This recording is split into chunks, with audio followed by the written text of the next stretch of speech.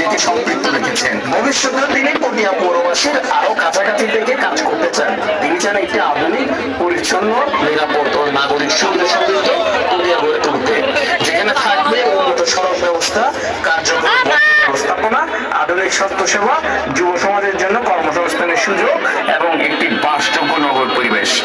পটিয়ার উন্নয়ন, মানুষের কল্যাণ এবং আগামী প্রজন্মের সুন্দর ভবিষ্যৎ গড়ার প্রত্যয় নিয়ে তিনি এগিয়ে যেতে চান আরো বহুদূর।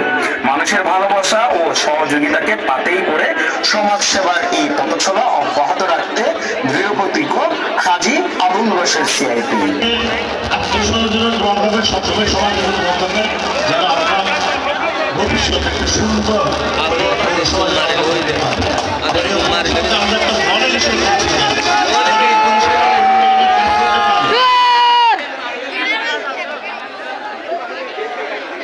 নিজেকে নিজে হিরো মনে করতেছে।